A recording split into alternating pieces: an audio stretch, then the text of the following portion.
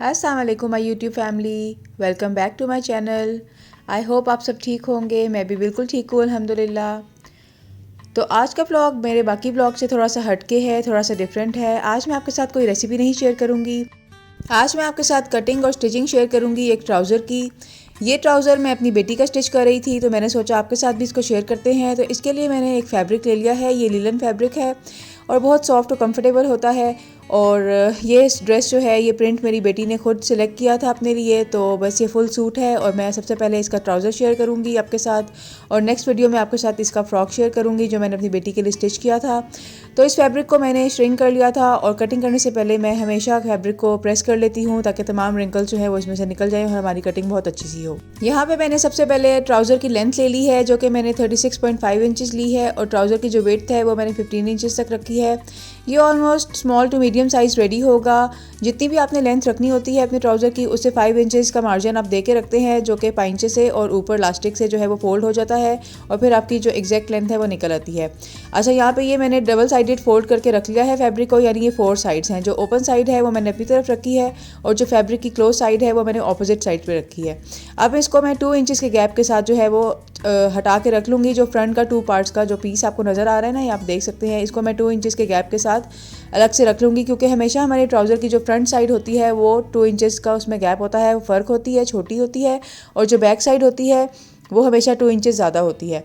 अब यहाँ से मैंने पाइंचों के लिए जो है वो 2 इंचज़ का मार्जिन दे दिया है, जो कि हमारा फोल्ड होकर अंदर जाएगा, जिसको हम सिलाई लगाएंगे या हेमिंग करेंगे, और इसको हम कटिंग से पहले ही फोल्ड कर लेते हैं। और यहाँ पे तकरीबन 2 इंचज़ का गैप देके मैं इसको ऊपर तक थाइस तक जो है वो मार्क कर लूँगी, और फिर हम इसकी कटिंग करेंगे।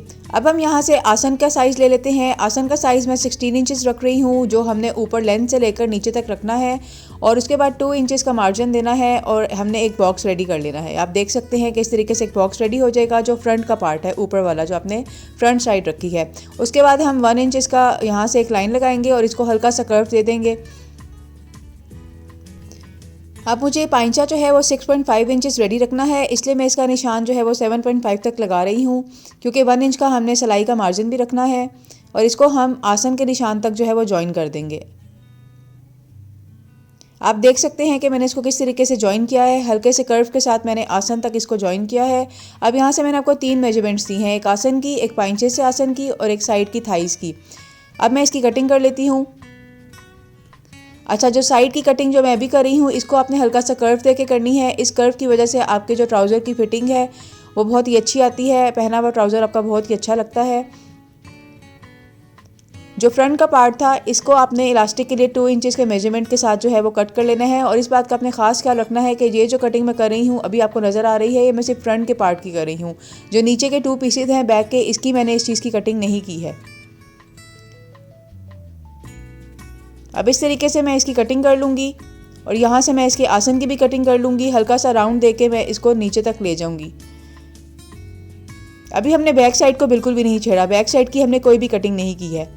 आसन और ऊपर से इलास्टिक वाली साइड की कटिंग करने के बाद हम इस फ्रंट के पार्ट को खींच के 2 इंचज़ जो हमने गैप दिया था उसके पास कर लेंगे, आगे कर लेंगे। अब ये देखें हमारे पास 4 पीस किस तरीके से आ गए हैं। 2 पीस बैक के हैं, 2 फ्रंट के हैं, और फ्रंट वाले 2 पीस थोड़े छोटे हैं 2 इंचज़, और बैक वाले जो हैं वो 2 इंचज़ थोड़े से बड़े हैं। अब जो हमने आसन का निशान लगाया था फ्रंट वाला, उसी से मेजरमेंट लेके हम इसकी बैक की भी आसन की मेजरमेंट ले लेंगे और निशान लगा लेंगे, और बैक वाली साइड की जो इलास्टिक वाली जगह है उसको हम हल्का सा ऐसे कर्व दे के पॉइंट तक जोड़ लेंगे, लेंथ जो हमने इसकी ली हुई है। यहाँ पे मैं आपको इसको थोड़ा सा डार्क करके भी दिखा देती हूँ, ताकि आपको आइडिया हो जाए कि हमने इसको किस तरीके से कट करना है। अब हम इसको 3 साइड से कट कर लेंगे। यहाँ पे मैं आसन की कटिंग कर रही हूँ, जो बैक साइड का आसन है उसकी भी मैं कटिंग कर लूँगी,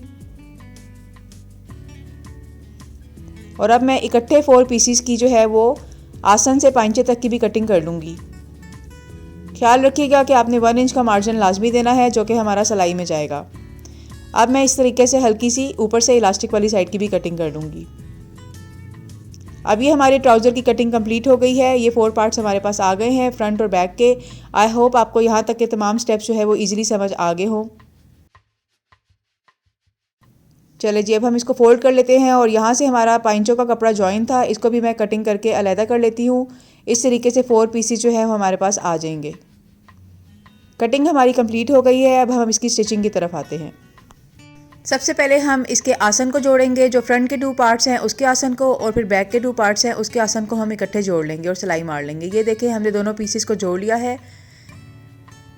अब हम बैक साइड को साइड पे कर लेंगे और जो फ्रंट साइड है उसको हम दरमियान में से प्लीट्स डालेंगे। यहाँ पे मैंने जो सिलाई लगाई है वहाँ से लेके मैं दोनों साइड्स पे 5 इंचेस का निशान लगाऊंगी, यानी ये टोटल 10 इंचेस का निशान है। 5 इंचेस एक साइड से है और 5 इंचेस एक साइड से है और 7 इंचेस लॉन्ग मैं इसके ऊपर प्लीट डालूंगी। इससे भी जो आपके फ्रंट पे ट्राउज़र पे झोल आता है वो बिल्कुल भी अच्छा नहीं लगता, वो नहीं आएगा। प्लीट्स की हेल्प से जो है वो आप इस झोल को छुपा सकते हैं और ये प्लीट्स चली हुई भी बहुत ही अच्छी लगती हैं, इससे फिटिंग बहुत अच्छी आती है। ये देखें, मैंने 7 इंचेस और 5 इंचेस के मार्किंग के साथ जो है वो प्लीट का निशान लगा लिया है और ऊपर से मैं इसको 1 इंचेस और नीचे से बिल्कुल कॉर्नर पॉइंट तक वी बना के इसकी प्लीट डाल लूँगी।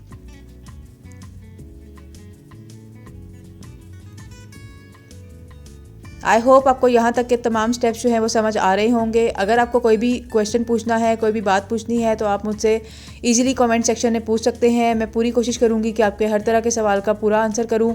ये देखें, मैंने 1 इंच का मार्क किया है और इसको मैं इस तरीके से पकड़ के आपको दिखाऊँगी। जो बिगिनर्स हैं, जिनको प्लीट डालना नहीं आती है, उनको बहुत आसानी से इस बात की समझ आ जाएगी कि प्लीट्स किस तरीके से डाली जाती हैं। ये प्लीट्स आप अपने ट्राउज़र पर भी डाल सकते हैं और अपनी शर्ट्स के ऊपर भी डाल सकते हैं। इस तरीके से हम इसकी वी बना लेंगे और सिर्फ फ्रंट साइड पे आपने ये प्लीट्स डालनी है। अब मैं इसको स्टिच करके भी आपको दिखाती हूँ।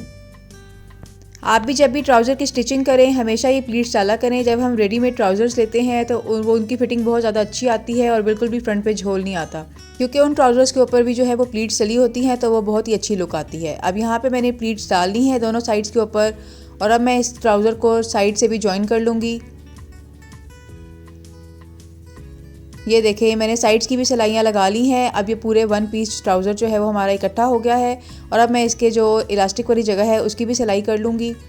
और मैंने थोड़ा सा गैप छोड़ा है ताकि मुझे इलास्टिक डालने में प्रॉब्लम ना हो। अच्छा, इसकी जो फ्रंट की साइड है वो बहुत इजीली स्टिच हो जाती है जो इलास्टिक वाली है, और बैक साइड से थोड़ा सा झोल आता है, लेकिन आपने परेशान नहीं होना क्योंकि कटिंग इस तरीके से हुई होती है। लेकिन जब आप इलास्टिक डालेंगे तो उससे वो झोल भी बिल्कुल ख़त्म हो जाएगा। अब हम पाइंचे की तैयारी कर लेते हैं। पाइंचे के लिए मैंने 2 इंचेस का मार्जिन दिया था और मैं इसको अच्छे तरीके से प्रेस कर लूँगी और आयरन के साथ जो है इसको अच्छे तरीके से 2 इंचेस की मार्किंग के ऊपर प्रेस करके सेट कर लूँगी।